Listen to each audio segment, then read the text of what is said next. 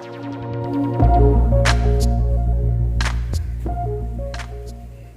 वालेकुम my YouTube friends, कैसे हैं आप? आई होप आप बिल्कुल ठीक होंगे और मैं भी ठीक हूँ। फ्रेंड्स, आज मैं आपको तितली वाली पहुँच लाऊंगी। मैं तितली हूँ, फूलों से मैं निकली हूँ, फूल मेरा घर है, ठंडा पानी पीती हूँ, ऊपर पंखा चलता है, नीचे मुन्ना सकता है, मुन्ने की अम्मा मोटी खाए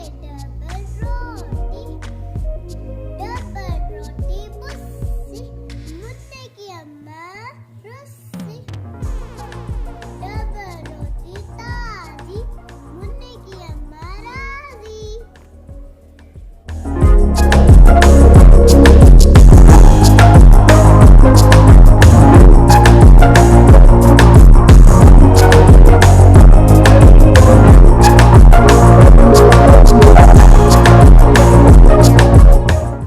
अगर आपको मेरी वीडियो अच्छी लगी है तो मेरे चैनल को सब्सक्राइब करें और मेरे चैनल को लाइक करें ताकि मैं जो भी वीडियो बनाऊँ आपके तक पहुँच सके।